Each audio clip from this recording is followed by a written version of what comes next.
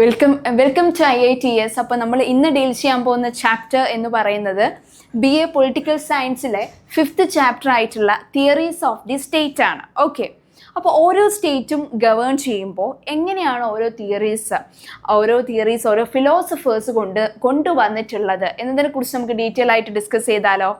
Okay, അപ്പോൾ ഈ ഒരു ചാപ്റ്ററിൽ നമ്മൾ ഡീറ്റെയിൽ ആയിട്ട് ഡിവൈൻ ഒറിജിൻ തിയറിയെക്കുറിച്ചും സോഷ്യൽ കോൺട്രാക്ട് തിയറിയെക്കുറിച്ചും Thomas Hobbes, John Locke, Jacques Rousseau എന്ന് പറയുന്ന ആളുകളെ ഫിലോസഫേഴ്സിനെ കുറിച്ചും force theory, patriarchal theory and matriarchal theory, historical or evolutionary theory എന്നതിനെ കുറിച്ചാണ് നമ്മൾ ഡീറ്റെയിൽ ആയിട്ട് ലേൺ ചെയ്യാൻ പോകുന്നത്. ഓക്കെ, അതുകൂടാതെ എവല്യൂഷണറി തിയറീസ് ഉണ്ട്, നാച്ചുറൽ, കിങ്ഷിപ്പ്, റിലീജിയൻ തുടങ്ങിയവ. ഓക്കെ, എങ്ങനെയാണ് മോഡേൺ നാഷൻ സ്റ്റേറ്റ് അല്ലേ, ഇപ്പോൾ ട്രൈബൽ സ്റ്റേറ്റ്, അതുപോലെ തന്നെ ഒറൈൻ്റൽ എംപയേഴ്സ്, പല ടൈപ്സ് ഓഫ് സ്റ്റേറ്റ് എക്സിസ്റ്റ് ചെയ്തിരുന്നു അല്ലേ. Roman empire, feudal state, modern nation state, എങ്ങനെയാണ് the evolution of state in India എന്നുള്ളതാണ് നമ്മൾ ഈ ഒരു സെഷനിൽ ഡീറ്റെയിൽ ആയിട്ട് ഡിസ്കസ് ചെയ്യാൻ പോകുന്നത്. ഓക്കെ, അപ്പോൾ നമുക്ക് എന്താണ് ഇതിനെക്കുറിച്ചും ഡീറ്റെയിൽ ആയിട്ട് എന്നുള്ളത് നമുക്ക് നോക്കാം. ഓക്കെ, അപ്പോൾ നോക്കിക്കേ, there are various theories. It is primary or prehistorical origin of the state. ഓരോ സ്റ്റേറ്റും ഇവോൾവ് ചെയ്യുന്നത് അല്ലെങ്കിൽ ഡെവലപ്പ് ചെയ്യാൻ കാരണം പല പല തിയറീസ് ബേസ്ഡ് അപ്പ് ആയിരിക്കും. അപ്പോൾ ഏതൊക്കെയാണ് ആ തിയറീസ് എന്ന് പറയുന്നത്? ഡിവൈൻ ഒറിജിൻ തിയറിയാണ് അല്ലേ. അപ്പോൾ നമ്മൾ പറയും എല്ലാം സൃഷ്ടിച്ചത് ദൈവമാണ് എന്ന് പറയുന്ന ആ ഒരു തിയറി ഏതാണ്? ഇറ്റ് ഈസ് ഡിവൈൻ ഒറിജിൻ തിയറിയാണ്. And second one it is social contract theory. Okay, and third one it is matriarchal and patriarchal theory. അതുപോലെ തന്നെ ഫോഴ്സ് തിയറി ഉണ്ട്, ഹിസ്റ്റോറിക്കൽ ഓർ എവല്യൂഷണറി തിയറി. ഇതൊക്കെ സ്റ്റേറ്റ് ഫോം ചെയ്യാൻ importance ആയിട്ട് work ചെയ്ത theories ആണ് കേട്ടോ. സോ എന്താണ് ഡിവൈൻ ഒറിജിൻ തിയറി എന്ന് നമുക്ക് ഷോർട്ടായിട്ട് നോക്കിയാലോ? It is the oldest theory among the origin of the state. ഒരു സ്റ്റേറ്റ് ഡെവലപ്പ് ചെയ്യാൻ കാരണം ഇല്ലേ ഇതാണ് എന്ന് പറഞ്ഞ് വിശ്വസിച്ച കുറേ ആളുകൾ ഉണ്ടായിരുന്നു. It is stated about the right of kings അല്ലേ.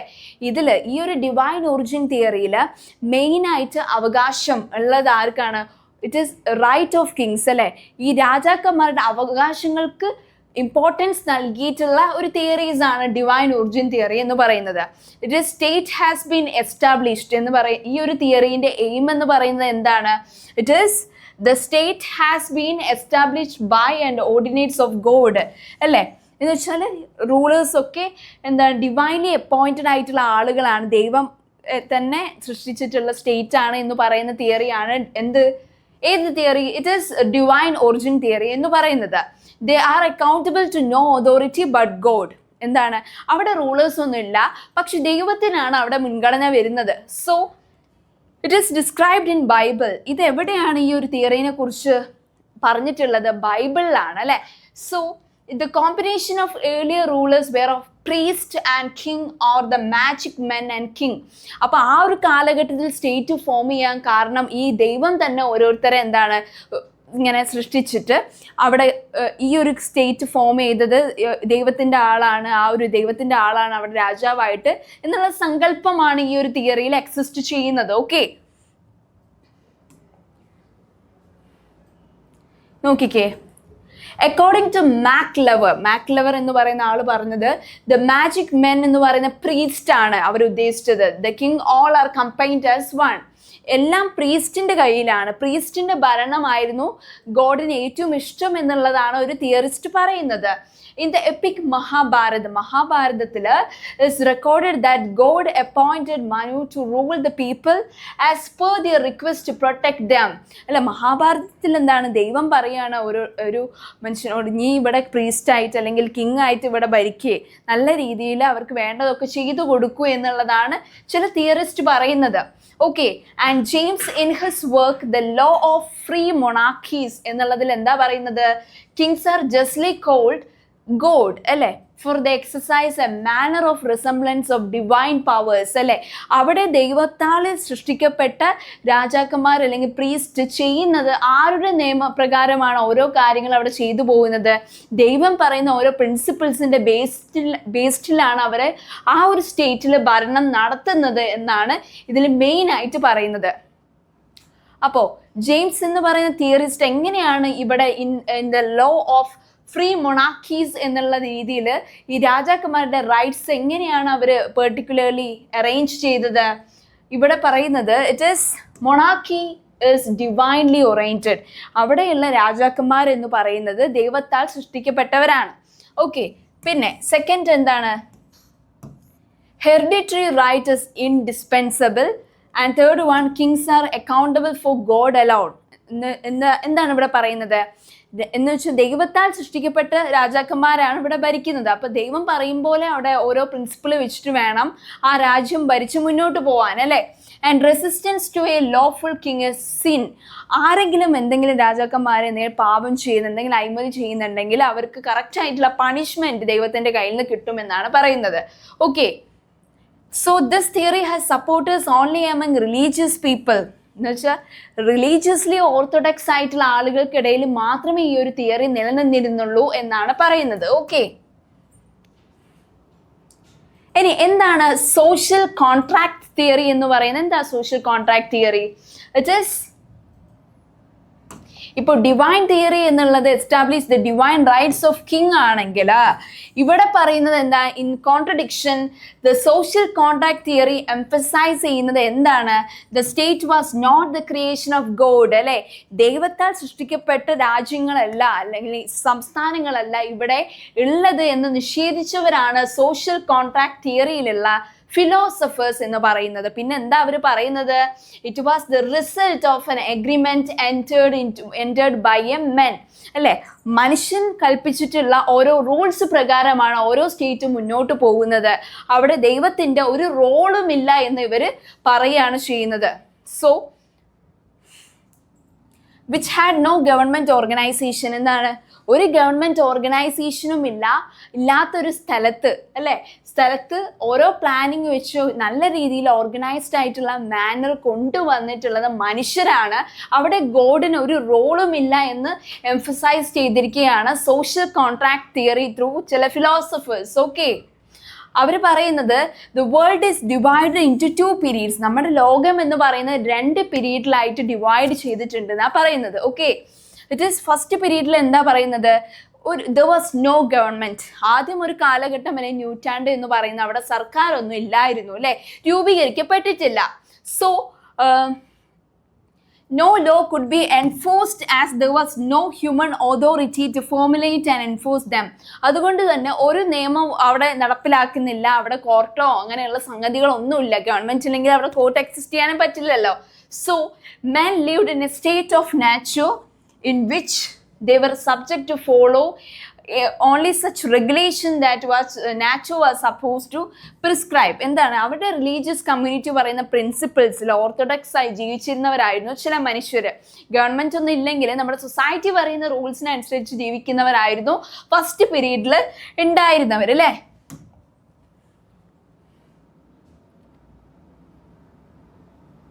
സോ പിന്നെയാണ് they establish a government. Second period ആയപ്പോൾ സ്വന്തമായിട്ട് ഗവൺമെന്റ് എക്സിസ്റ്റ് ചെയ്തിട്ട് പല പാർട്ടീസുമായിട്ട് കോൺട്രാക്റ്റിലെത്തി. LTF UTF എന്ന് പറയുന്ന പല പാർട്ടീസ്, BJP പോലെയുള്ള പാർട്ടീസ് ഒക്കെ നിലവിൽ വന്നു അല്ലേ.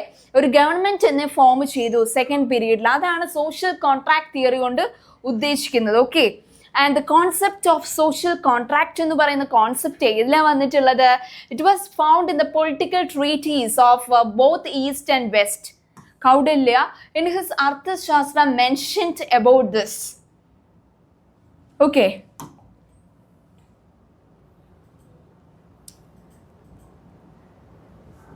അപ്പൊ ഈ ഒരു സോഷ്യൽ കോൺട്രാക്ട് തിയറിന്റെ ഫിലോസഫേഴ്സ് ആരൊക്കെയാന്ന് ചോദിച്ചാൽ മക്കൾ ആരൊക്കെ പേര് പറയും? It is Richard Hooker and Hugo Grotius, John Milton are supporters of this theory എന്ന് ആലോചിക്കണം. ആൻഡ് സോഷ്യൽ കോൺട്രാക്ട് തിയറി അത്രയും ആളുകളിലേക്ക് മൈലേജ് ആയിട്ട് ഓടിക്കൊണ്ടിരുന്നത്, ആളുകളുടെ മനസ്സിലേക്ക് എത്തിക്കൊണ്ടിരുന്നത് ആര് ഈ ഒരു തിയറിനെ പ്രപ്പൗണ്ട് ചെയ്തപ്പോഴാണ്? When it is in the hands of Thomas Hobbes, John Locke and Jean Jacques Rousseau. All three exponents established these theories all around the world എന്നാണ് പറയുന്നത്. ഓക്കെ,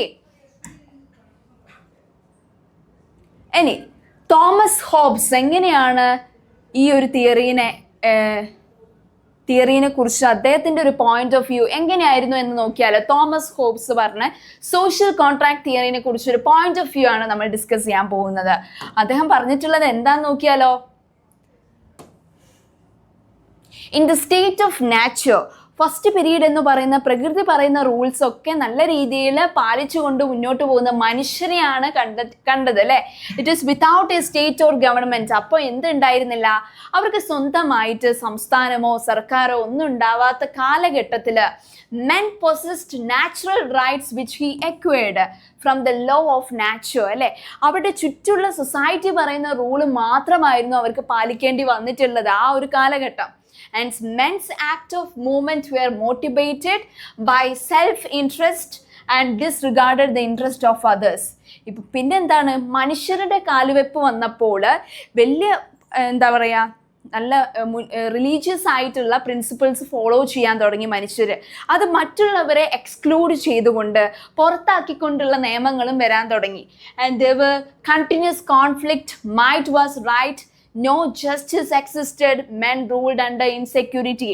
ആ ഒരു കാലഘട്ടം എന്ന് പറയുന്ന ഒരു നിയമവും ഇല്ല എന്ന് വെച്ചാൽ ഓരോ ദിവസവും ഇങ്ങനെ കച്ചറകളും ഇതായിട്ട് മുന്നോട്ട് പോകുന്ന ഒരു ഇതായിരുന്നു. നാച്ചുറൽ പ്രിൻസിപ്പിൾസ് ഫോളോ ചെയ്തപ്പോൾ ഒരു ജസ്റ്റിസും ആർക്കില്ല. പണിഷ്മെന്റ് എന്ന് പറയുന്ന മനുഷ്യൻ തന്നെ ഇതാക്കിയിട്ട് പണിഷ്മെന്റ് കൊടുക്കുന്ന ഒരു രീതിയായിരുന്നു അന്ന്. So furthermore, intolerance, chaos and anarchy prevailed. പിന്നെ ഇങ്ങനെ കച്ചറകൾ കൂടാൻ തുടങ്ങി, കോൺഫ്ലിക്റ്റ് ഒക്കെ കണ്ടിന്യൂസ് ആവാൻ തുടങ്ങി കേട്ടോ. So weak was exploited by strong അല്ലേ. കൂടുതലായിട്ട് ഇങ്ങനെ എന്താ പറയുക, ഈ താഴെ തട്ടിലുള്ള ആളുകളെ നല്ല രീതിയിൽ അല്ലേ എക്സ്പ്ലോയിറ്റ് ചെയ്യാൻ അത്രയും സ്ട്രോങ് ആയിട്ടുള്ള ആളുകൾ വരാൻ തുടങ്ങി. അവർക്ക് നീതി നടപ്പാക്കാനോ സ്വന്തമായിട്ട് ഗവൺമെന്റോ അന്നത്തെ പീരീഡിൽ ഇല്ലായിരുന്നു. So to Hobbes the state of nature was the state of war. അപ്പോൾ ആ ഒരു ഫസ്റ്റ് പീരീഡ് ഒരു ഗവൺമെന്റും ഇല്ലാത്ത കാലഘട്ടം തോമസ് ഹോബ്സിന്റെ പോയിന്റ് ഓഫ് വ്യൂവിൽ എന്തായിരുന്നു എന്നാ പറയുന്നത്, ആ ഒരു കാലഘട്ടം എന്ന് പറയുന്നത് അത്രയും വീക്കായിട്ടുള്ള കാലഘട്ടമായിരുന്നു എന്നാണ് പറയുന്നത്. So war of all against all, അവിടെയുള്ള ഓരോ വാർ എന്ന് പറയുന്ന എല്ലാവർക്കും എതിരെയായിട്ടാണ് എല്ലാവരും അങ്ങോട്ടും ഇങ്ങോട്ടും തിരിഞ്ഞിരുന്നത്. So he further stated that men lived without a common power to keep them all in a way. എല്ലാവരും ഒരുമിച്ച് കൊണ്ടുവരാൻ ആ ഒരു കാലഘട്ടത്തിൽ കഴിഞ്ഞില്ല. They are in that condition. There is no place for industry, culture, no navigation, no commodities. ആ ഒരു ടൈമിൽ ഇൻഡസ്ട്രീസ് ഇല്ല, കോമഡിറ്റീസ് ഇല്ല, ഒന്നുമില്ല. സ്വന്തം ഒരു ബിൽഡിങ്സ് ഇല്ല, സൊസൈറ്റിക്ക് ഒരു സ്ട്രക്ചർ പോലും ഇല്ല. So the lives of men were solitary, poor, nasty, brutish, short. അതാണ് ആ ഒരു പീരീഡിനെ കുറിച്ച് തോമസ് ഹോബ്സ് പറഞ്ഞിട്ടുള്ളത്. പിന്നെ ആളുകൾ മുന്നോട്ട് വരാൻ തുടങ്ങിയത് എങ്ങനെയൊക്കെയാണ്? It is through social contract തിയറിയിലൂടെ മാത്രമാണ് ആളുകൾക്ക് അവരുടേതായിട്ടുള്ള അവകാശങ്ങളെ കുറിച്ചും ഡ്യൂട്ടീസിനെ കുറിച്ചൊക്കെ മനസ്സിലാക്കി കൊടുത്തതും. സ്വന്തമായി എല്ലാ സ്റ്റേറ്റിനും ഒരു ഗവൺമെന്റ് ഫോം ചെയ്തു, അവർക്ക് ലോസ് നല്ല രീതിയിൽ ജസ്റ്റിസ് പ്രൊവൈഡ് ചെയ്തു. Okay, the people could not go against the term of contract and revert against the sovereign അല്ലേ. എല്ലാവർക്കും നല്ല രീതിയിൽ നല്ല കോൺട്രാക്ട് റിലേഷൻഷിപ്പ് എക്സിസ്റ്റ് ചെയ്തുകൊണ്ട് ജീവിക്കാൻ കഴിഞ്ഞത് ഈ ഒരു തിയറിയിലൂടെയാണ് എന്ന് തോമസ് ഹോബ്സ് തെളിയിക്കുകയാണ് ചെയ്തത്. ഓക്കെ, ഇനി ജോൺ ലോക്ക് എന്ന് പറയുന്ന ഫിലോസഫറിന്റെ പോയിന്റ് ഓഫ് വ്യൂ എന്താന്ന് നോക്കിയാലോ. അപ്പൊ ജോൺ ലോക്ക് പറഞ്ഞിട്ടുള്ളത്, according to Locke, in the state of nature എന്ന് വെച്ചാൽ പ്രകൃതിയുമായി ഇണങ്ങിക്കഴിയുന്ന ആ ഒരു ടൈമിൽ സ്വന്തമായി ഗവൺമെന്റോ ജസ്റ്റിസോ ഒന്നും നീതിയൊന്നും നടപ്പിലാക്കാൻ ആരെ കൊണ്ടും പറ്റിയിരുന്നില്ല അല്ലേ. അങ്ങനെയാണ് നമ്മുടെ തോമസ് ഹോബ്സ് പറഞ്ഞിരുന്നതെങ്കിൽ ജോൺ ലോക്കിൻ്റെത് വളരെ ഓപ്പോസിറ്റ് ആയിട്ടുള്ള വ്യൂ ആയിരുന്നു കേട്ടോ. According to Locke, the state of nature എന്ന് പറയുന്ന എന്താണ്, men had a peaceful natural life. അദ്ദേഹം പറയാണ് പ്രകൃതിയോട് ഇണങ്ങി ജീവിക്കുന്ന മനുഷ്യരുടെ രീതി എന്ന് പറയുന്ന ബെസ്റ്റ് ലൈഫായിരുന്നു അന്ന് അവിടെ എക്സിസ്റ്റ് ചെയ്തിരുന്നത്. So they were free and equal. അവിടെ എന്ന് വെച്ചാൽ ആരും റിസ്ട്രിക്റ്റഡ് അല്ലായിരുന്നു, എല്ലാവരും ഫ്രീ ആയിട്ട് ഫ്രീ ബേർഡ് ആയിട്ട് എക്സിസ്റ്റ് ചെയ്ത കാലഘട്ടമായിരുന്നു. So freedom is not licensed. അവിടെ എന്ന് പറയുമ്പോൾ സ്വാതന്ത്ര്യം ആർക്കും റിസ്ട്രിക്റ്റ് ചെയ്യപ്പെട്ടിട്ടില്ല. So the natural law of reason commands that no one shall harm each other. Natural law, പ്രകൃതിദത്തമായ നിയമങ്ങൾ എന്ന് പറയുമ്പോൾ ആരും ആരെയും അങ്ങോട്ടും ഇങ്ങോട്ടും കൊന്നെടുക്കാനൊന്നും നിൽക്കാൻ പാടില്ല, എല്ലാവരും സഹോദര തുല്യം സ്നേഹിക്കുന്നവരാണ് എന്നുള്ള പ്രിൻസിപ്പിൾസ് ആയിരുന്നു അവർ ഫോളോ ചെയ്തത്. there was no common superior. ആരും അവിടെ വലുതോ ചെറുതോ എന്നുള്ള ഡിഫറൻസ് ഇല്ലാതെയായിരുന്നു എക്സിസ്റ്റ് ചെയ്തത് എന്നാണ് ജോൺ ലോക്കിന്റെ point of view. Each individual work out his or her own interpretation. പിന്നെ ഓരോരുത്തർക്ക് ഏത് തൊഴിലും ചൂസ് ചെയ്യാനുള്ള ഒരു ഇതുണ്ടായിരുന്നു, അവർക്ക് അവരുടേതായിട്ടുള്ള ഒപ്പീനിയൻസും ഉണ്ടായിരുന്നു. So as A result there prevailed full fear and continue danger. പിന്നെ എന്താണ്, ആളുകൾക്ക് അങ്ങോട്ടും ഇങ്ങോട്ടും പേടിയായി, വളരെ ഡേഞ്ചറസ് ആയിട്ടുള്ള സിറ്റുവേഷനായി മാറി. Okay, which was different from that of anarchy describe by Hobbes. പിന്നെ ഹോബ്സ് പറയുന്നതിനേക്കാളും വളരെ ഡേഞ്ചർ ആയിട്ടുള്ള സിറ്റുവേഷൻ ആയിരുന്നു എക്സിസ്റ്റ് ചെയ്തിരുന്നത് എന്നാണ് പറയുന്നത്. ഓക്കെ, പിന്നെ അദ്ദേഹം പറയാണ്, ലോക്ക് പറയാണ്, പിന്നെ ആളുകൾ ഒരു കോൺട്രാക്റ്റിലെത്തി, ഒരു റിലേഷൻഷിപ്പിലെത്തി. എങ്ങനെ? One is social and other one is A political contract. പിന്നെ ആളുകൾ എന്തായി, ഒരു വില്ലേജിൽ തന്നെ ഒരു ഹെഡ്സ്മാൻ, ഒരു തലവൻ ഉണ്ടാവും എല്ലാ കാര്യങ്ങളും ഡിസ്കസ് ചെയ്യാൻ വേണ്ടിയിട്ട്. പിന്നെ പാർട്ടി രൂപീകരണത്തിലേക്ക് വന്നു, ഒരു ഗവൺമെൻറ് ആയിട്ട് വന്നു അല്ലേ. They united into a community of peace living secured the enjoyment of their property. Social contract theory വന്നപ്പോൾ അവർക്ക് അവരുടേതായിട്ടുള്ള സ്വന്തമായിട്ട് എങ്ങനെയാണ് ലൈഫ് എക്സിസ്റ്റ് ചെയ്യേണ്ടതെന്നും അതിൽ കൂടുതൽ ഇമ്പ്രൂവ് ചെയ്യേണ്ടത് എന്നുള്ളതിനെ കുറിച്ചൊക്കെ ഡീറ്റെയിൽ ആയിട്ടുള്ള ഒരു പോയിന്റ് ഓഫ് വ്യൂയിലൂടെ ഈ ഒരു സോഷ്യൽ കോൺട്രാക്ട് തിയറിയിലൂടെ എത്തി എന്നാണ് പറയുന്നത്. And in the political contract, the contract was with the government അല്ലേ.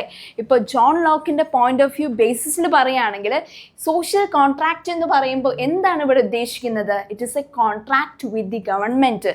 ഗവൺമെൻറ്റുമായിട്ടുള്ള ഒരു കോൺട്രാക്റ്റ് ആണ് എന്നാണ് ജോൺ ലോക്കിൻ്റെ പോയിന്റ് ഓഫ് വ്യൂവിൽ എന്ത് പറയുന്നത്, സോഷ്യൽ കോൺട്രാക്ട് തിയറിനെ കുറിച്ച് ഉദ്ദേശിക്കുന്നത് അല്ലേ. And in the political contract the legislative power അല്ലേ, ഒരു ലെജിസ്ലേറ്റീവ് പവർ അവിടെ എസ്റ്റാബ്ലിഷ് ചെയ്തു. ഒരു എക്സിക്യൂട്ടീവ്, ഒരു ഹെഡ്, പ്രൈം മിനിസ്റ്റർ ആണ് നമ്മുടെ എക്സിക്യൂട്ടീവ് ഹെഡ് എന്ന് നമുക്കറിയാം അല്ലേ. അതിൻ്റെ എബോവ് വരുന്ന പ്രസിഡന്റ് ആണ്. സോ അതുപോലെ തന്നെ ജുഡീഷ്യറി, നമുക്ക് കോർട്ട്സ് എസ്റ്റാബ്ലിഷ് ചെയ്തു. സുപ്രീം കോർട്ട്, ഹൈക്കോർട്ട് എന്ന് പറയുന്ന കോർട്ട്സ് ഒക്കെ നമ്മുടെ ജസ്റ്റിസ് അല്ലേ അപ്രൂവലിന് വേണ്ടിയിട്ട് ഓരോ കോർട്ട്സ് എസ്റ്റാബ്ലിഷ് ചെയ്യാൻ തുടങ്ങി. അങ്ങനെയാണ് ഒരു സോഷ്യൽ കോൺട്രാക്ട് തിയറിൻ്റെ ഒരു എവേക്കണിങ് എന്ന് പറയുന്നത്. ഓക്കെ, ഇറ്റ് ഈസ് ജോൺ ലോക്കിൻ്റെ പോയിന്റ് ഓഫ് വ്യൂ ആണ് പറഞ്ഞത്. ആൻഡ് ജീൻ ജാക്വിസ് റോഷ്യോൻ്റെ പോയിന്റ് ഓഫ് വ്യൂവിൽ സോഷ്യൽ കോൺട്രാക്ട് തിയറിനെ അദ്ദേഹം എങ്ങനെയാണ് അദ്ദേഹത്തിൻ്റെ ഒപ്പീനിയൻ എന്ന് നമുക്ക് നോക്കിയാലോ. പറയാണ്, Rousseau's perception was that men is born free and every work he is in chains അല്ലേ. എന്ന് വെച്ചാൽ മനുഷ്യൻ ജനിച്ചത് എന്ന് പറയുന്നത് ഫ്രീ ആയിട്ടാണ്, പക്ഷേ ഇന്ന് അവൻ കുറേ ചങ്ങലകൾക്കിടയിൽ പെട്ടിട്ട് അല്ലേ ഉലയാണ് എന്നാണ് പറയുന്നത്. എന്താണ് ഉദ്ദേശിക്കുന്നത്? It is men in the state of nature lived in a blessing delightful life എന്നാണ് പറയുന്നത്. മനുഷ്യൻ പ്രകൃതിദത്തമായിട്ടുള്ള ഓരോ പ്രിൻസിപ്പിൾസൊക്കെ ഫോളോ ചെയ്ത് അവരുടെ വർക്കൊക്കെ നല്ല രീതിയിൽ ചൂസ് ചെയ്ത് ജീവിക്കുന്ന മനുഷ്യരായിരുന്നു അല്ലേ ആ ഒരു കാലഘട്ടം എന്ന് പറയുന്നത്. അന്നെന്ന് വെച്ചാൽ മനുഷ്യർ വളരെ ഇന്നസെൻ്റായി ഇന്നസെൻ്റ് ആയിട്ടുള്ള ക്യാരക്ടർ ഫോളോ ചെയ്ത് ഹോണസ്റ്റ് ആയിരുന്നു, അതുപോലെ തന്നെ വളരെ നോബിൾ ആയിരുന്നു അല്ലേ. They were free, equal and happy. ആ ഒരു കാലഘട്ടം എന്ന് പറയുന്നത് ചാതുർവർണ്ണ സിസ്റ്റം പോലുള്ള സിസ്റ്റം ഒന്നും എക്സിസ്റ്റ് ചെയ്യാത്ത കാലഘട്ടമായിരുന്നു അല്ലേ.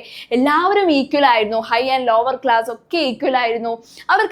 അവരുടെ ഇഷ്ടം പോലുള്ള ജോബ്സ് അല്ലേ ഒക്കെ നല്ല രീതിയിൽ ഫോളോ ചെയ്ത് ജീവിക്കാമായിരുന്നു അല്ലേ. സോ പീപ്പിൾ, പിന്നെ എന്താണ് ഉണ്ടായത്? In the increase of population, പിന്നെ ജനസംഖ്യ ഉയർന്നു വന്നു. And the dawn of reasoning, the was changes in their way of life. പിന്നെ അവരുടെ ഓരോരുത്തരുടെയും ജീവിത രീതിയിൽ വലിയ മാറ്റങ്ങളാണ് ഉണ്ടായിട്ടുള്ളത് അല്ലേ. People become selfish and started thinking mine and mine. പിന്നെ ജനസംഖ്യ കൂടിയപ്പോൾ എന്താണ് പിന്നെ ആളുകളുടെ മൈൻഡ് സെറ്റിൽ വന്ന ചേഞ്ച് എന്ന് പറയുന്നത്? ഇതെൻ്റെതാണ്, അത് നിൻ്റെതാണ് എന്നുള്ളൊരു കോൺസെപ്റ്റ് വന്നു തുടങ്ങി. അപ്പം അവിടെ എന്ത് വന്നു? ഒരു സ്പ്ലിറ്റായി. അങ്ങനെ അല്ലേ?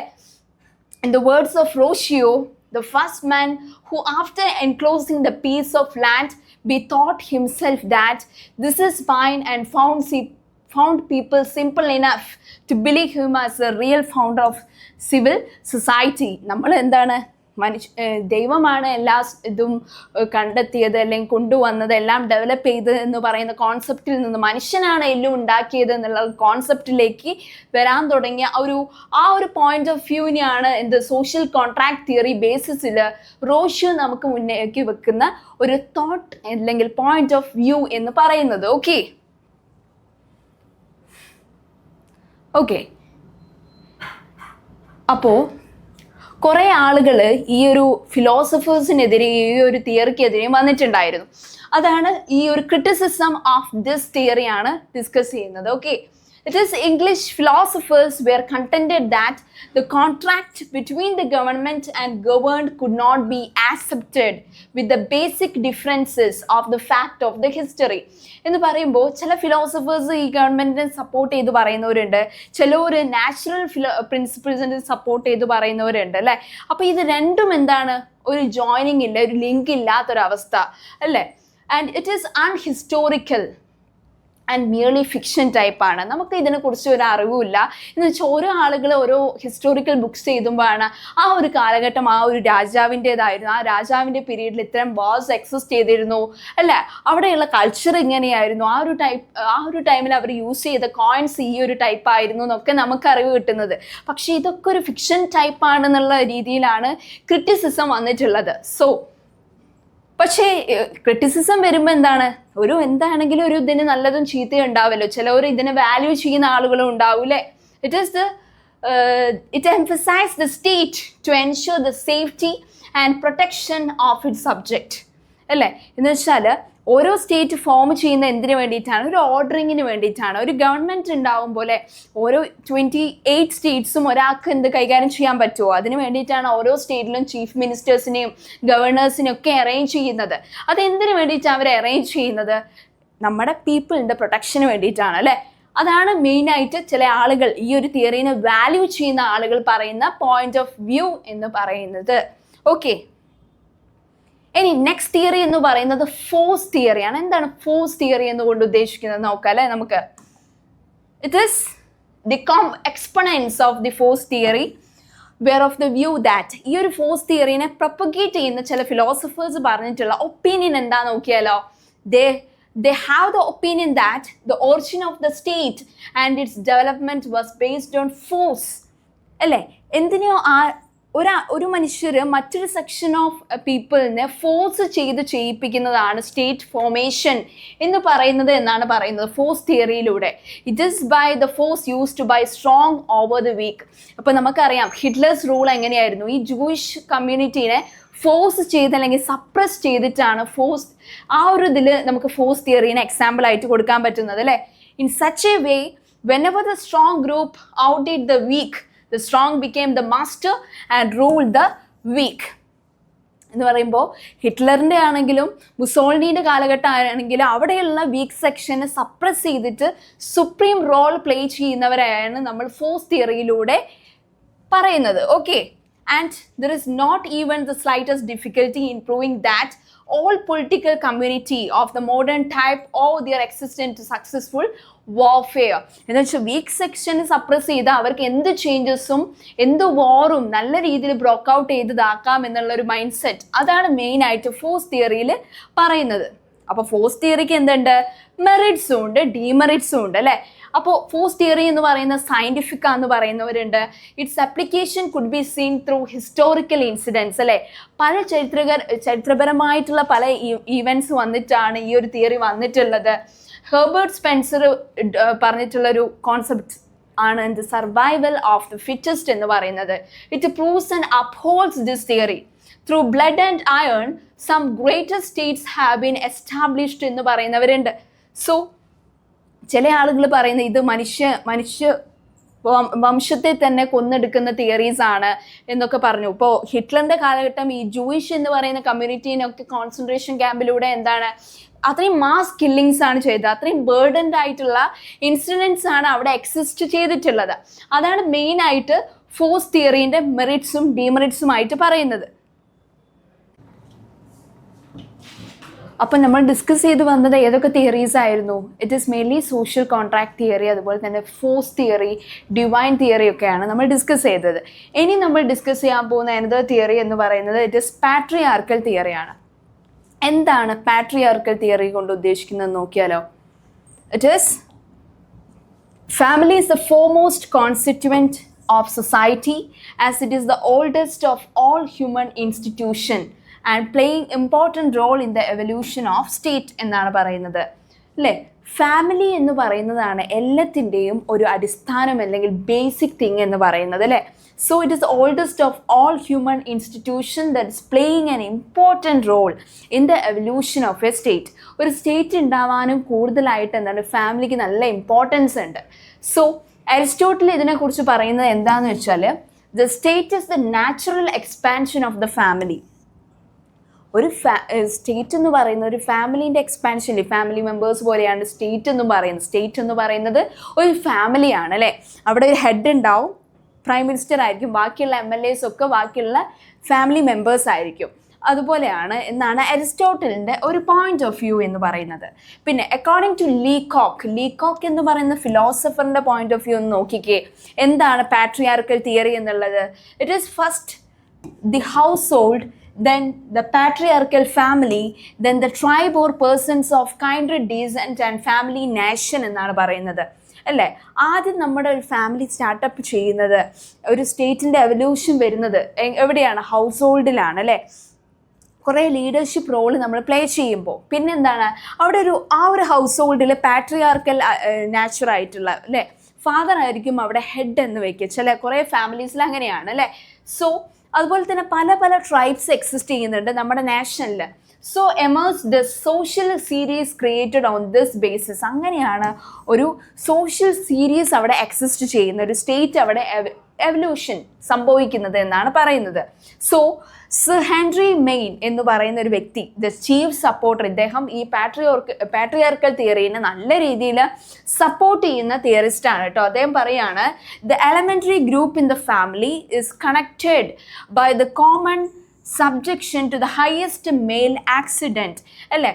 എന്താണ് നമ്മുടെ ഫാമിലിയിലുള്ള ഫാദറാണ് ഹെഡെങ്കിൽ അല്ലെങ്കിൽ ഒരു മെയിലായിരിക്കും സുപ്പീരിയർ ഹെഡായിട്ടുണ്ടാവുക. അവിടെ എക്സിസ്റ്റ് ചെയ്യുന്ന നമ്മൾ പാട്രിയാർക്കൽ ആ ഒരു രീതിയെ സപ്പോർട്ട് ചെയ്യുന്ന ഒരു ഫിലോസഫറാണ് ഹെൻറി മെയിൻ എന്ന് പറയുന്നത്. So the aggression of house make the tribe, the aggression of tribes consist the common wealth. അതുകൊണ്ട് തന്നെ state is the extension of family. Head of the state എന്ന് പറയുന്നത് ഒരു ഫാദറാണ് അല്ലേ. അപ്പോൾ people consist of his children.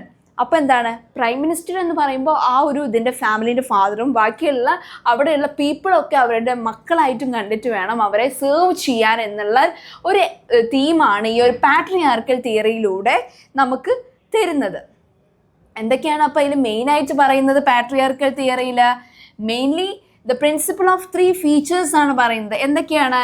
Mail കിങ്ഷിപ്പിനെ കുറിച്ച് പറയുന്നു, permanent മാരേജിനെ കുറിച്ച് പറയുന്നു, and also it tells about paternal authority അല്ലേ. മെയിലിന് സുപ്പീരിയോറിറ്റി കൊടുക്കുന്ന ഒരു ഇതാണ് എന്ത് മെയിനായിട്ട് ഈ ഒരു പാട്രിയാർക്കൽ തിയറിയിൽ പറയുന്നത്. ഓക്കെ, മെയിൽ സുപ്പീരിയോറിറ്റിയാണ് ഈ തിയറിയിൽ എൻവിസേജ് ചെയ്യുന്നത്. ഓക്കെ, അപ്പോൾ ഇതിനും എന്തുണ്ട്, കുറേ ആളുകൾ ഇതിനെ ക്രിറ്റിസൈസ് ചെയ്തിട്ടുണ്ട്, നല്ലതും ദോഷവും പറഞ്ഞിട്ടുണ്ട്. എങ്ങനെയാ നോക്കിയാലോ? അപ്പോൾ പറയാണ് എങ്ങനെയായിരിക്കും? It is MC Herman and Morgan and Jenks contend അല്ലേ contend the patriarchal theory on the ground that matriarchal families are prior to matriarchal families. This is by the process which the families develop from clans into tribes അല്ലേ. ഇതെന്ന് പറയുമ്പോൾ ഈ matriarchal family എന്നുള്ള രീതിയിൽ എന്താണ് തകർച്ചയ്ക്ക് കാരണമാക്കുന്നു എന്നാണ് പറയുന്നത്. 2 ഫാമിലീസ് എക്സിസ്റ്റ് ചെയ്യുന്നുണ്ട് അല്ലേ. there were matriarchal families, അതുപോലെ തന്നെ പാട്രിയാർക്കൽ ഉണ്ട്. എപ്പോഴും മാട്രിയാർക്കൽ എന്ന് പറയുന്ന പാട്രിയാർക്കലിൻ്റെ താഴെ തട്ടിലുള്ള ഇതിനായിട്ടാണ് നമ്മളെ കാണുന്നത് എന്നുള്ള ക്രിറ്റിസൈസ് ചെയ്യുന്ന കുറേ ഫിലോസഫേഴ്സ് ഉണ്ട്. Okay, so the theory emphasized that primitive society and family are not the origin of state. ചില ആളുകൾ പറയാണ് ഈ ഒരു പൊളിറ്റിക്കൽ സിസ്റ്റത്തിന് ഫാമിലി ആയിട്ട് റിലേറ്റ് ചെയ്യേണ്ട ഒരു കാര്യവും ഇല്ല എന്നാണ് പറയുന്നത്. It has merit on the ground as this theory emphasized the element of kingship in making the origin of the state. എന്ന് വെച്ചാൽ മറ്റുള്ളവരുമായിട്ടുള്ള ഒരു റിലേഷൻഷിപ്പ് എക്സിസ്റ്റിലാണ് എന്താണ് നല്ല രീതിയിൽ ഒരു സ്റ്റേറ്റ് ഗവേൺ ചെയ്ത് പോകുന്നത്. അവിടെ ഫാമിലിൻ്റെ ഒരു പാർട്ട് അവിടെ പ്ലേ ചെയ്യേണ്ട ഒരു കാരണവുമില്ല എന്ന് കുറേ ഫിലോസഫേഴ്സ് പറഞ്ഞിട്ടുണ്ട്. അതുപോലെ തന്നെ കുറേ ഫിലോസഫേഴ്സ് പറഞ്ഞിട്ടുണ്ട് എന്തുകൊണ്ട് പാട്രിയാർക്കൽ രീതിയെ മാത്രം നമ്മൾ ഫോക്കസ് ചെയ്യുന്നു, മാട്രിയാർക്കലിന് എന്തുകൊണ്ട് ഇമ്പോർട്ടൻസ് കൊടുക്കുന്നില്ല എന്ന് പറയുന്ന ക്വസ്റ്റ്യനിങ്ങും ഈ ഒരു തിയറിയിൽ വരുന്നുണ്ട്. ഇനി നെക്സ്റ്റ് നമ്മൾ ഡിസ്കസ് ചെയ്യാൻ പോകുന്നത് it is about the matriarchal theory. അപ്പോൾ നമുക്കറിയാം പണ്ട് കാലഘട്ടത്ത് അല്ലേ, ഇപ്പോൾ എന്താണ് ഇപ്പോൾ ഇംഗ്ലണ്ടിൽ ക്യൂൻ എന്ന് പറയുന്നത് എലിസബത്ത് രാജകുമാരിയായിരുന്നു അല്ലേ. അന്നത്തെ കാലഘട്ടത്തിൽ ക്യൂന് ഇമ്പോർട്ടൻസ് കൊടുക്കുന്ന ഒരു റൂളായിരുന്നു അന്ന് എക്സിസ്റ്റ് ചെയ്തത്. അത് നമുക്ക് ഇങ്ങനെ ഈ ഒരു തിയറിയുമായിട്ട് നമുക്ക് റിലേറ്റഡ് ആയിട്ട് പറയാം അല്ലേ. സോ ദ ഫണ്ടമെൻ്റൽ ഐഡിയ എന്ന് പറയുമ്പോൾ ഇവിടെ മെറ്റേണിറ്റീനെയാണ് ഇമ്പോർട്ടൻസ് കൊടുക്കുന്നത്. ഓക്കെ, അപ്പോൾ എന്താണ് ഇറ്റ് ഈസ് മെയിൻലി ആ ഒരു കോൺസെപ്റ്റാണ് പറയുന്നത്. There was no male head kinship was found out through മദറിലൂടെ മാത്രമാണ് ആ ഒരു ഫാമിലി എക്സിസ്റ്റ് ചെയ്യുന്നത്. സോ ആ ഒരു കോൺസെപ്റ്റാണ് പറയുന്നത്. എന്ന് വെച്ചാൽ അപ്പം ആ ഒരു ഫാമിലിയിലും ആഫ്റ്റർ ദ മദേഴ്സ് ഡെത്ത് അവിടെയുള്ള മൂത്ത മകളായിരിക്കും ആ പ്രോപ്പർട്ടീൻ്റെ എല്ലാ അവകാശി എന്ന് പറയുന്നത്. അങ്ങനെ പോകുന്ന ആ ഒരു സിമിലർ സിസ്റ്റമാണ് എക്സിസ്റ്റ് ചെയ്യുന്ന ഓസ്ട്രേലിയ ആൻഡ് ബംഗ്ലാദേശ്, മലബാറിലൊക്കെ എക്സിസ്റ്റ് ചെയ്യുന്നുണ്ട് എന്നാണ് പറഞ്ഞത്. ഓക്കെ, ഇനി എന്താണ് എവല്യൂഷണറി തിയറി എന്നുകൊണ്ട് ഉദ്ദേശിക്കുന്നത്? അപ്പം നമ്മൾ പാട്രിയാർക്കൽ തിയറി പറഞ്ഞു, മാട്രിയാർക്കൽ തിയറി പറഞ്ഞു അല്ലേ. എന്താണ് എവല്യൂഷണറി തിയറി എന്നുകൊണ്ട് ഉദ്ദേശിക്കുന്നത്? It is all the 5 theories were analysed അല്ലേ. നമ്മൾ ഒരു സ്റ്റേറ്റ് ഒറിജിൻ ചെയ്യുമ്പോൾ എന്തൊക്കെ തിയറീസ് ആണ് റിലേറ്റഡ് ആയിട്ട് നമ്മൾ ഡിസ്കസ് ചെയ്ത് കഴിഞ്ഞു. It was not able to give the true and correct explanation of origin of state. ഇതൊക്കെയാണോ എന്നുള്ളത് നമുക്കറിയില്ല അല്ലേ, സ്റ്റേറ്റ് ഒറിജിൻ ചെയ്യാനുള്ള കാരണങ്ങൾ. So state is neither the handwork of God or the result of superior physical force. അപ്പോൾ ദൈവത്തിൻ്റെ സൃഷ്ടിയാണോ അല്ലെങ്കിൽ മനുഷ്യരുടെ ഇടപെടലുകൾ മൂലമാണോ എന്നൊക്കെ സംശയിക്കേണ്ടിയിരിക്കുന്നു. ഒരു ക്വസ്റ്റ്യൻ മാർക്കിൽ ആണ് ഇത് നിലനിൽക്കുന്നത് എന്നാണ് പറയുന്നത് കേട്ടോ. So the important factors that contributed to the growth of the state. ഒരു സ്റ്റേറ്റ് ഗ്രോ അപ്പ് ചെയ്യണമെങ്കിൽ കുറച്ച് ഫാക്ടേഴ്സിൻ്റെ ഇൻ്റർ റിലേഷൻഷിപ്പ് വേണം. എന്തൊക്കെ ഫാക്ടേഴ്സിൻ്റെ ഇൻ്റർ റിലേഷൻഷിപ്പ് ഉണ്ടായിരിക്കണം എന്നാണ് പറയുന്നത്? there should be a natural instinct അല്ലേ. അതുപോലെ തന്നെ കിങ്ഷിപ്പിൻ്റെ റോളും ഉണ്ടാവും. And there is also a pivotal role of religion and property and defense, force and political consciousness. അതൊക്കെയാണ് നമ്മുടെ ഓരോ തിയറീസിലൂടെ എംഫസൈസ് ചെയ്തിരിക്കുന്നത് എന്നാണ് പറയുന്നത്. ഓക്കെ, അപ്പോൾ എന്താണ് നാച്ചുറൽ ഇൻസ്റ്റിങ്ക്റ്റ് എന്ന് പറയുന്നത്? ഓരോ ഫാക്ടേഴ്സ് ആയിട്ട് നമുക്ക് നോക്കാം അല്ലേ. It is reasoning faculty of men by way of thinking himself makes way to instinct അല്ലേ. എന്ന് വെച്ചാൽ നമ്മുടെ കാര്യത്തെ മറ്റുള്ളവരുടെ കാര്യത്തെക്കുറിച്ച് ചിന്തിക്കാതെ നമ്മുടെ കാര്യം നമ്മളെ ഇമ്പ്രൂവ് ചെയ്യേണ്ടത് നമ്മൾ തന്നെയാണ്. ആ ഒരു നാച്ചുറൽ ഇൻസ്റ്റിങ്ക്റ്റ് നമ്മൾ എക്വയർ ചെയ്ത് എടുക്കണമെന്നാണ് പറയുന്നത്. The state is based on the Gregorios instinct and reasoning അല്ലേ. സ്റ്റേറ്റിനും അങ്ങനെ ഒരു പവർ ഉണ്ടായിരിക്കണം എന്നാണ് ഇവിടെ എംഫസൈസ് ചെയ്യുന്നത്. പിന്നെ അരിസ്റ്റോട്ടലിൻ്റെ ഒരു കോൺസെപ്റ്റ് എന്താണ് ഈ ഒരു നാച്ചുറൽ ഇൻസ്റ്റിങ് തിയറി കൊണ്ട് ഉദ്ദേശിക്കുന്നത്? Nature is a social and political animal and he who by nature and not by mere accident is without a state. പെട്ടെന്നൊരു സ്റ്റേറ്റായി മാറിയതല്ല, പലതരം ഇൻസ്റ്റിങ്സിൻ്റെ ഇടപെടലുകൾ മൂലമാണ് അതൊരു കംപ്ലീറ്റ് ഫോമിലേക്ക് മാറിയത് എന്നാണ് പറയുന്നത്.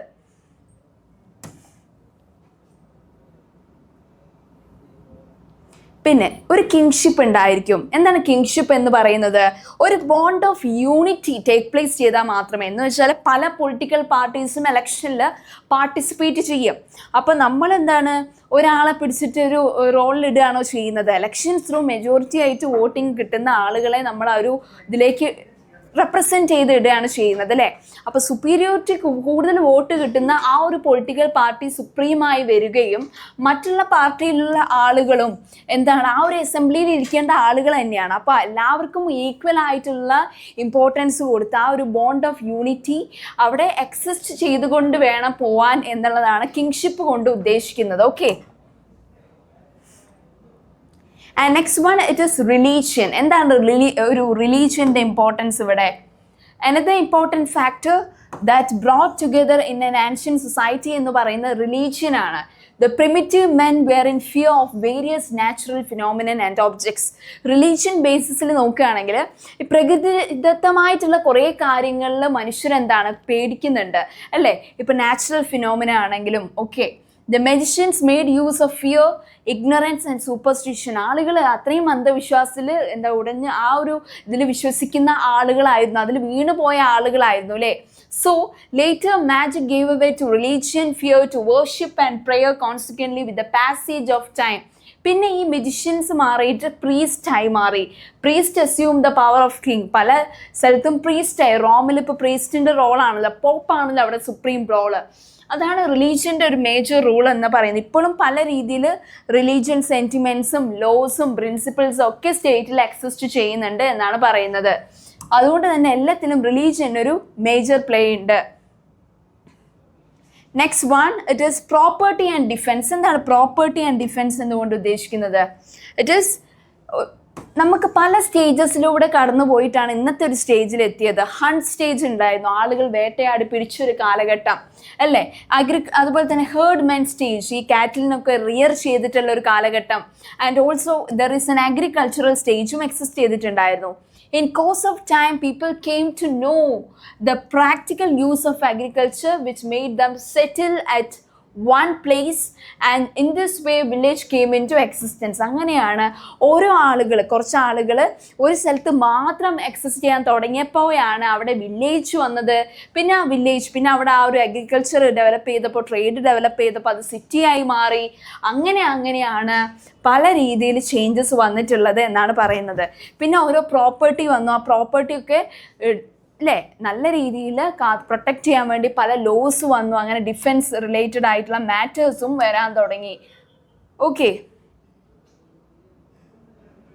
What about the Marxist theory of origin of state? എന്താണ് മാർക്സിൻ്റെ വ്യൂ പോയിന്റ് എന്താണ് ഈ ഒരു സ്റ്റേറ്റ് ഒറിജിൻ ചെയ്തതിനെ കുറിച്ച്?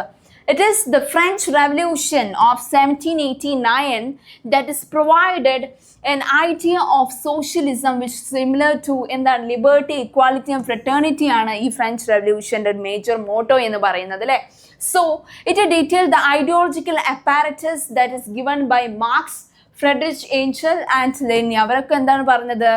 Early state evolved gradually and steadily as a result of the disappearance of primitive communes, which were stateless community formed as a tribal Gentile constitution. പണ്ടത്തെ ആ primitive കമ്മ്യൂണിറ്റ്സ് മാറിയിട്ട് വലിയൊരു സ്റ്റേറ്റ് ആയിട്ട് ഡെവലപ്പ് ചെയ്ത ഓരോ ഘട്ടങ്ങളെ കുറിച്ചാണ് ഇവിടെ പറയുന്നത്. എന്ന് വെച്ചാൽ ആദ്യം ആളുകൾ ഹണ്ടിങ് ഡിപ്പെൻഡ് ചെയ്ത് വന്നു അല്ലേ.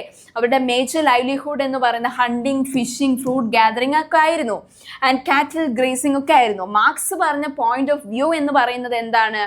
The man becomes an individual only through the process of history. ഒരു മെൻ ഒരു കംപ്ലീറ്റ് ഇൻഡിവിജ്വലായി മാറുന്നത് അവരുടെ ചരിത്രത്തിലൂടെ മാത്രമാണ് എന്നാണ് പറയുന്നത്. These groups of people, in course of time, it has raised the formation of socio-economic state which paved way for the foundation of the raised of state. അങ്ങനെ പല socio economic changes വന്നിട്ടാണ് ഒരു state അവിടെ form ചെയ്തിട്ടുള്ളത് എന്നാണ് ഇവിടെ detail ആയിട്ട് ഈ ഒരു തിയറിയിൽ എംഫസൈസ് ചെയ്യുന്നത് എന്നാണ് പറയുന്നത്. പിന്നെ എങ്ങനെയാണ് ഒരു മോഡേൺ നാഷൻ സ്റ്റേറ്റ് ഇവോൾവ് ചെയ്ത് വന്നത് എന്നതിനെ കുറിച്ചാണ്. എങ്ങനെയാണ് വന്നത്? അക്കോർഡിംഗ് ടു ജെറ്റിൽ എന്ന് പറയുന്ന ഒരു ഫിലോസഫർ പറയാം, അത് യൂണിഫോം അല്ല, പല ചേഞ്ചസിലൂടെയാണ് നമ്മുടെ പല സൊസൈറ്റീസ് ഇവോൾവ് ചെയ്തിട്ടുള്ളത് എന്നാണ് പറയുന്നത്. എങ്ങനെയൊക്കെയാണ്? ആദ്യം ഒരു ട്രൈബൽ സ്റ്റേറ്റ് ആയിരുന്നു അല്ലേ. കാട്ടിൽ ജീവിച്ച് കുറേ ട്രൈബൽസ് ഉണ്ട്, പല സെക്ഷനിലും ഇപ്പോഴും ഉണ്ട്. ഇപ്പോൾ നിലമ്പൂർ പോലുള്ള റീജിയൻസിലാണെങ്കിലും വയനാട് താലൂക്സിലാണെങ്കിലും ഒക്കെ എന്താണ് ട്രൈബൽസ് എക്സിസ്റ്റ് ചെയ്യുന്നുണ്ട്. കർണാടക അങ്ങനെയുള്ള പല സ്റ്റേറ്റിലും അല്ലേ. സോ ആദ്യം അവർക്ക് ഒരു ഹെഡ്മൻ ഉണ്ടാവും, മൂപ്പൻ എന്നൊക്കെ പറയുന്ന ഒരു ഹെഡ്മൻ ഉണ്ടാവും. അപ്പോൾ അവർക്ക് ട്രൈബൽ സ്റ്റേറ്റ്. പിന്നെ ഒറൈന്റൽ എംപയേഴ്സ് ഉണ്ട്, പ്രീസ്റ്റിന് മുൻതൂക്കം നൽകുന്ന Greek city state, Roman empires, feudal state, അങ്ങനെയൊക്കെ ഈ ഒരു കാലഘട്ടം ഒക്കെ താണ്ടിയിട്ടാണ് ലാസ്റ്റ് ഈ ഒരു മോഡേൺ സ്റ്റേറ്റ്സിലേക്ക് എത്തിയത്. ഇപ്പോഴത്തെ മോഡേൺ സ്റ്റേറ്റിലേക്ക് എത്താൻ പല പല സ്റ്റേറ്റ് ഈ ഫോർമേഷൻ നടന്നുകൊണ്ടാണ് ഈ ഒരു സ്റ്റേറ്റിലേക്ക് എത്തിച്ചേർന്നത്. Tribal state, oriental empire, Greek city state, Roman empire, feudal state, modern nation state എന്നുള്ള ചേഞ്ചസ് ഒക്കെ വന്നുകൊണ്ടാണ് എന്ന് മനസ്സിലാക്കിയാൽ മതി. ഓക്കെ, ഇനി എന്താണ് ട്രൈബൽ സ്റ്റേറ്റ് എന്നുള്ളത് ഞാൻ പറഞ്ഞതാണ്. അപ്പോൾ ഒന്നുകൂടി നമുക്ക് നോക്കാം എന്താണെന്നുള്ളത് കേട്ടോ. Tribal state. Okay, the tribal organisation എന്ന് പറയുന്നത് എന്താണ്? It was the earlier stage of organisation. ഇതാണ് ഫസ്റ്റ് സ്റ്റെപ്പ് കേട്ടോ. ഒരു മോഡേൺ സ്റ്റേറ്റ് ആയിട്ട് എങ്ങനെയാണ് മാറിയത് എന്നുള്ളതിൻ്റെ ആദ്യ ചുവടുവെപ്പാണ് ട്രൈബൽ സ്റ്റേറ്റ് എന്ന് പറയുന്നത്. ആൻഡ് അവിടെയാണ് ആദ്യമായിട്ട് പൊളിറ്റിക്കൽ യൂണിറ്റ് തുടങ്ങിയിട്ടുള്ളത്. ഓക്കെ, അവിടുത്തെ ഹെഡ്സ്മാൻ എന്ന് പറയുന്നത് എന്താണ്? മൂപ്പനായിരുന്നു, നമ്മൾ പറഞ്ഞതാണ്. പണിഷ്മെന്റ് ഒക്കെ അവരുടെ കസ്റ്റമിന് ബേസിസ് ആയിട്ടുള്ള, ട്രൈബ്സിന്റെ കസ്റ്റമിന് ബേസിസ് ആയിട്ടുള്ള പണിഷ്മെന്റ്സ് ആണ് അവർക്ക് ചെയ്തിട്ടുള്ളത്, പ്രൊവൈഡ് ചെയ്തിട്ടുള്ളത്. So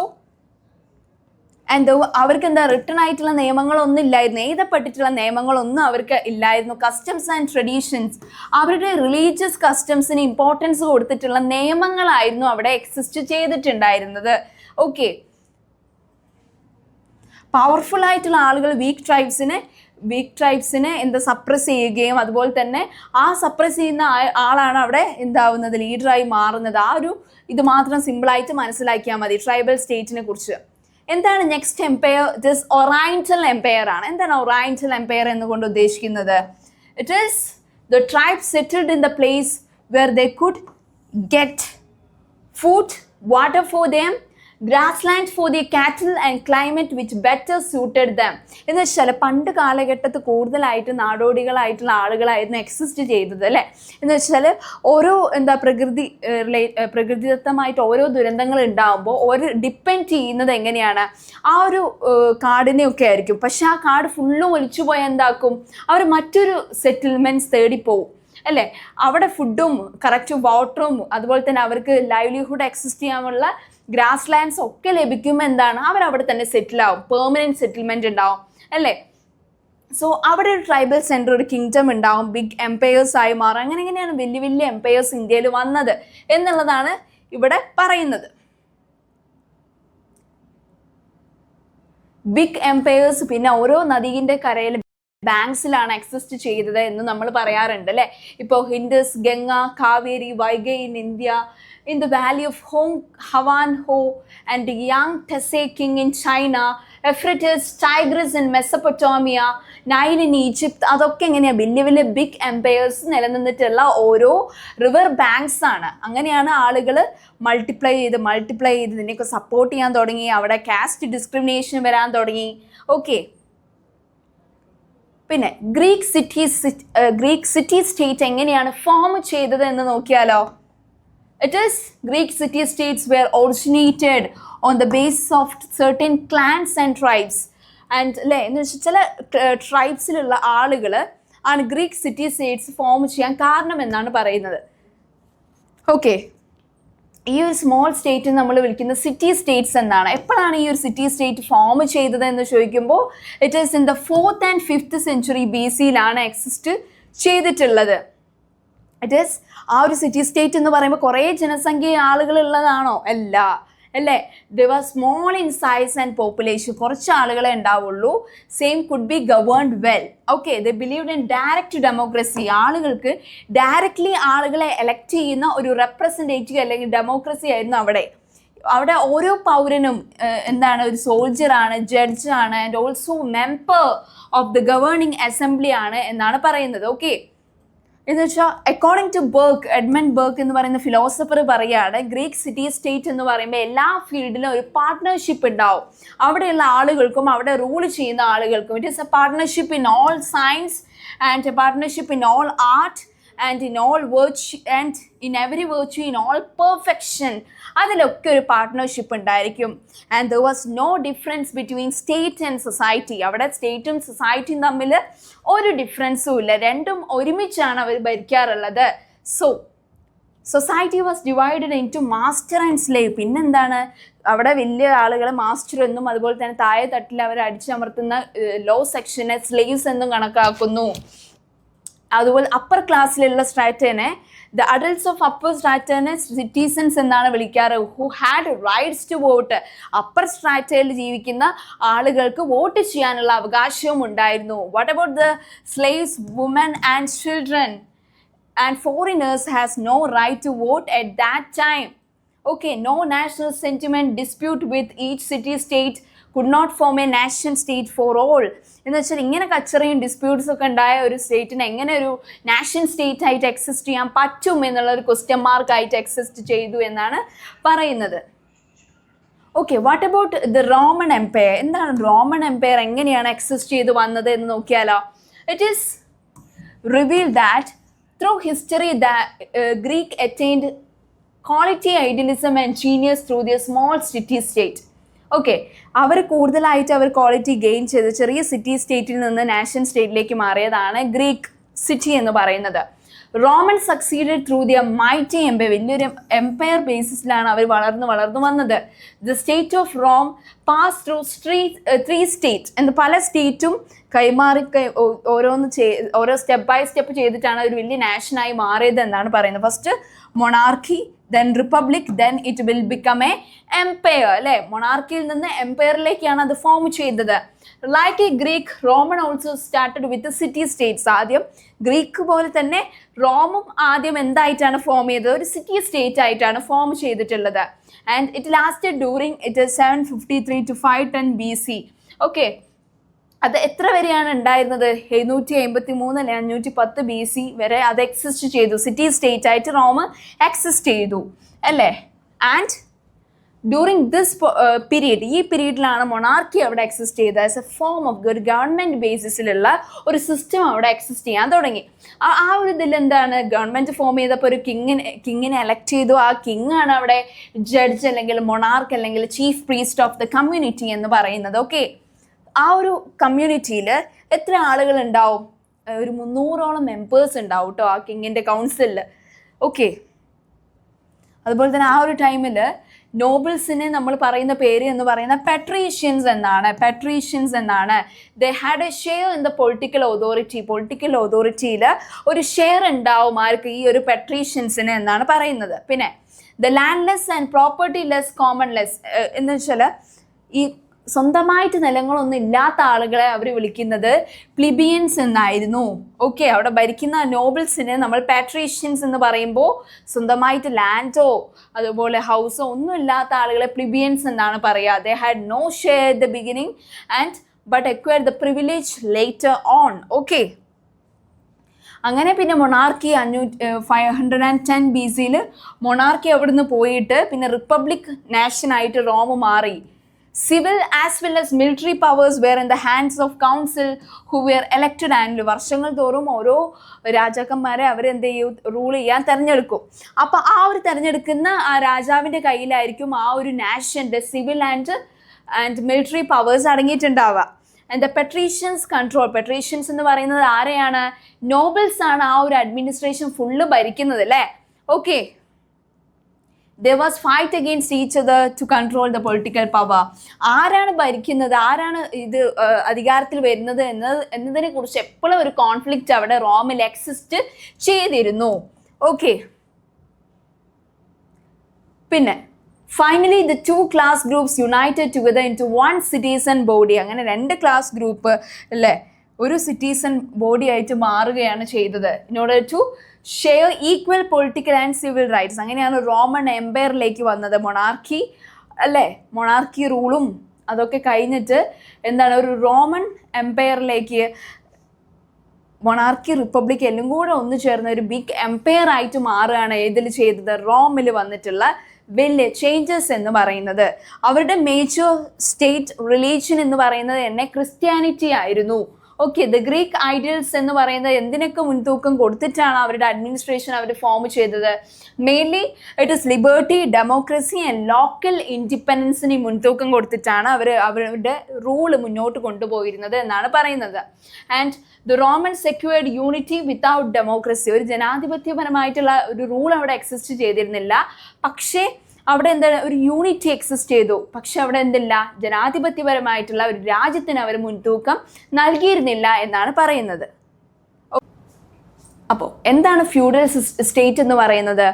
it is 15th century അല്ലേ, 15ാം നൂറ്റാണ്ടിൽ ഈ റോമൻ എംപയർ തകർക്കാൻ വേണ്ടിയിട്ട് കുറേ ബാർബേറിയൻസ് വന്നു. അവർ മൊത്തത്തിൽ അത് തകർക്കുകയും ചെയ്തു. ആ ഒരു ടൈമിൽ എന്താണ്, ഈ കൂടുതൽ ലാൻഡ്സ് ആർക്കാണോ അവരാണ് അവിടെ റൂൾ ചെയ്തിരുന്നത്. അപ്പോൾ കൂടുതൽ ലാൻഡ്സ് ഉള്ള ആ ഒരു അരിസ്റ്റോക്രാറ്റിക് റൂളർ ആയിരിക്കും അവിടുത്തെ ആ നാഷൻ ഫുള്ള് ഭരിക്കുന്നത്. അവർ കുറേ ലാൻഡ് ലോഡ്സിന് ജന്മിമാർക്ക് ഇവരുടെ കയ്യിലുള്ള ലാൻഡ്സ് കൊടുക്കും. അപ്പോൾ രാജാവിന് എന്ത് കിട്ടും? ഈ ലാൻഡ് ലോഡ്സ് കുറേ മിലിറ്ററി പേഴ്സൺസിനെ പ്രൊവൈഡ് ചെയ്യും. സോ ഈ ഒരു ഫ്യൂഡൽ സ്റ്റേറ്റ് എന്ന് പറയുന്നത് കൂടുതൽ ഇമ്പോർട്ടൻസ് കൊടുക്കുന്നത് നാഷണലിസത്തിന് വേണ്ടിയല്ല. എന്തിനായിരുന്നു? അവർക്ക് അവരുടെ നിയമങ്ങൾക്കും അവിടെയുള്ള അഡ്മിനിസ്ട്രേഷനുമാണ് ഇമ്പോർട്ടൻസ് കൂടുതലായിട്ട് കൊടുത്തിരുന്നത്. ഓക്കെ, അവിടെയുള്ള മേജർ റിലീജിയൻ, അവർ കൂടുതൽ ഇമ്പോർട്ടൻസ് കൊടുത്ത റിലീജിയൻ എന്ന് പറയുന്നത് ഏതാണ്? ക്രിസ്ത്യാനിറ്റിയാണ്. Later on the church occupied the most popular positions. അവിടെ ചേർച്ചിനാണ് കൂടുതലായിട്ടുള്ള ഇമ്പോർട്ടൻസ് കൊടുത്തിട്ടുള്ളത് അല്ലേ? Okay,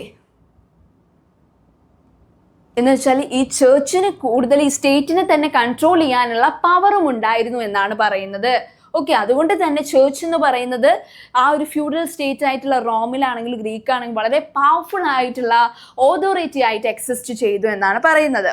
However, in the 14th century, അങ്ങനെ 14ാം നൂറ്റാണ്ടായപ്പോൾ അതിൻ്റെ it lost it's respect and reputation. പിന്നെ ചേർച്ചിന് മേലുള്ള ആളുകളുടെ വിശ്വാസമെല്ലാം 14th century നഷ്ടപ്പെട്ടു എന്നാണ് പറയുന്നത്.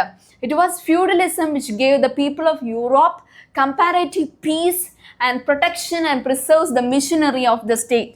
അങ്ങനെ ഈ ഒരു ഫ്യൂഡലിസമാണ് കൂടുതലായിട്ട് സ്റ്റേറ്റിന് നല്ല ഒരു ഒരു പീസ്ഫുൾ ആയിട്ട് ലൈഫ് എക്സിസ്റ്റ് ചെയ്യാൻ വേണ്ടി ഇമ്പോർട്ടൻസ് കൊടുത്തത്. Because feudalism indicated the transmission of Roman empire world into modern world. Feudalism എന്ന് പറയുമ്പോൾ എന്താണ്? ട്രേഡിംഗ് പ്രോസസ്സാണ്. മറ്റുള്ള രാജ്യങ്ങളുമായിട്ട് നമുക്കൊരു ഇൻ്റർലിങ്ക് വന്നപ്പോൾ, ഫ്രണ്ട്ലി റിലേഷൻഷിപ്പ് വന്നപ്പോൾ ട്രേഡ് വന്നു. അതുപോലെ തന്നെ നല്ല രീതിയിൽ ആ ഒരു നാഷൻ വികസിച്ചു അല്ലേ? അപ്പോൾ അതൊരു മോഡേൺ വേൾഡിലേക്കുള്ള ഒരു കാൽവെപ്പായിട്ട് മാറി എന്നാണ് പറയുന്നത്. Okay, and next one, modern national state എങ്ങനെയാണ് വന്നത്, അതിൻ്റെ പ്രോസസ്സ് എങ്ങനെയാണ്, എന്തൊക്കെ റെവല്യൂഷനാണ് അതിനെ പേവ് ചെയ്തത് എന്ന് നോക്കാം. Okay, it is modern national state. Generally the renaissance, നവോത്ഥാനങ്ങൾ, അതുപോലെ തന്നെ റിഫോർമേഷൻ, അതുപോലെ തന്നെ വ്യവസായിക വിപ്ലവം ഒക്കെയാണ് ഈ ഒരു മോഡേൺ ഇറയിലേക്ക് നമ്മളെ എത്തിച്ചത് എന്നാണ് പറയുന്നത്. This movements made the people unite together on the ground of ethnic, linguistic, religion and territorial bonds എന്നാണ് പറയുന്നത് അല്ലേ?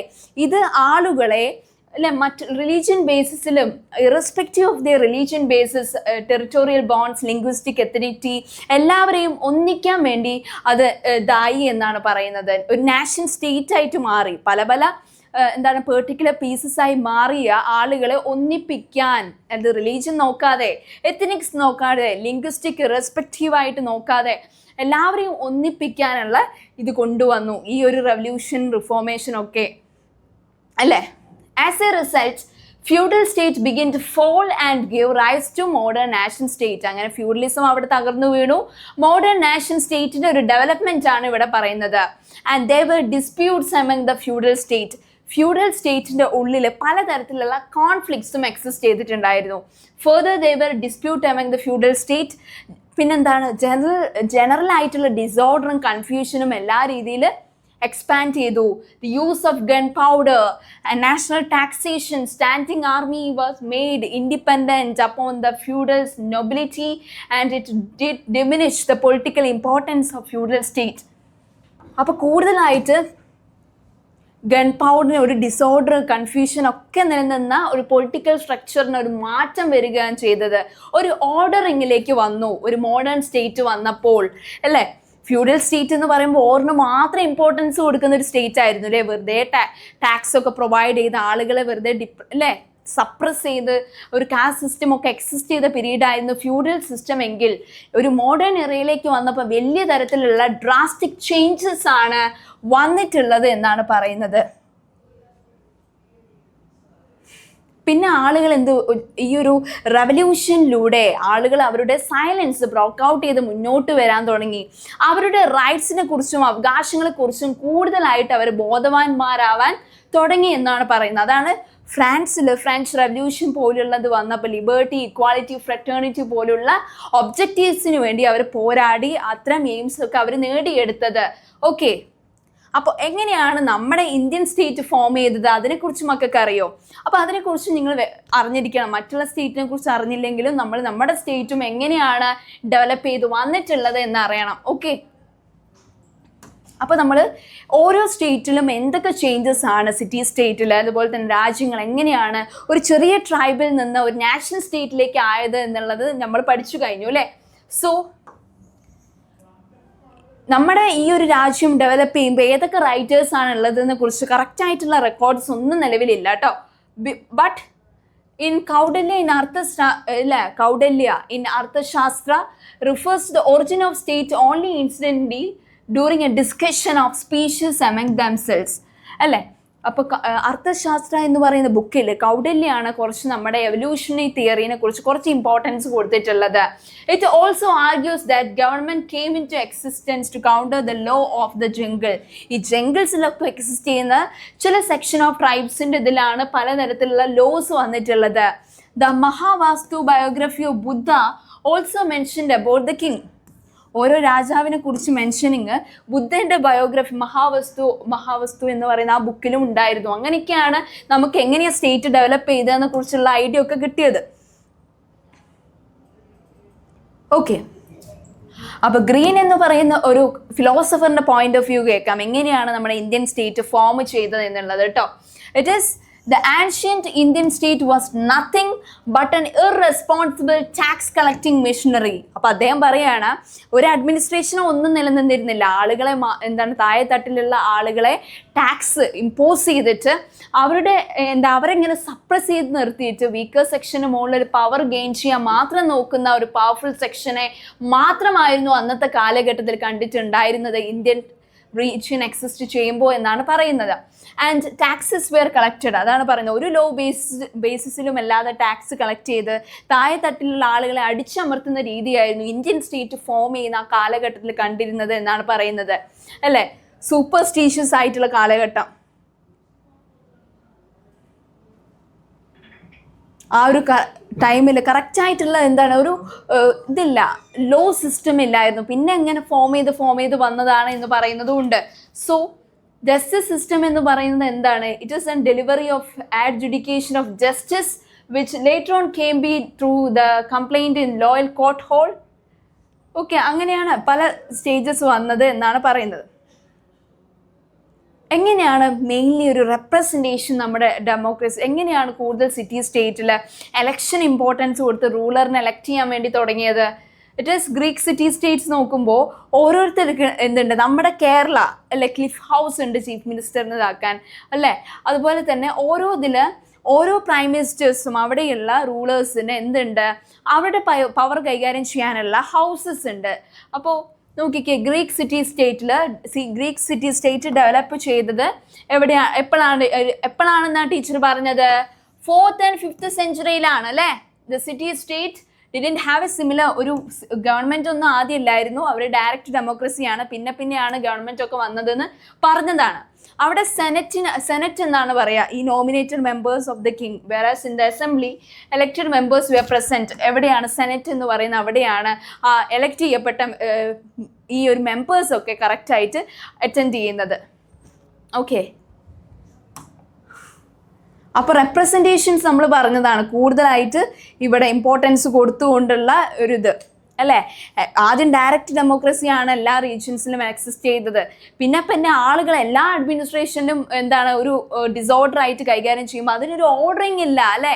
സോ പ്രോപ്പർ ഫങ്ഷനിങ്ങിന് പിന്നെ ഒരു നാഷണൽ സ്റ്റേറ്റായി മാറുകയാണ് ഓരോ കൺട്രിയും നിലവിൽ വന്നത്. പിന്നെ എങ്ങനെയാണ് ഇന്ത്യയിലെ റെപ്രസെന്റേഷൻ ഫോം ചെയ്തത് എന്ന് നോക്കിയാലോ? Okay, it is the representation in India. ഇന്ത്യയിൽ എങ്ങനെയാണ് റെപ്രസെന്റേഷൻ വന്നിട്ടുള്ളത് എന്ന് നോക്കാം. It is municipal administration and representation had long Roots in India. Okay, ആദ്യം മുനിസിപ്പൽ ടൈപ്പ് ഓഫ് അഡ്മിനിസ്ട്രേഷൻസും റെപ്രസെന്റേഷൻസും ഒക്കെയാണ് ഇന്ത്യയിൽ എക്സിസ്റ്റ് ചെയ്തത്.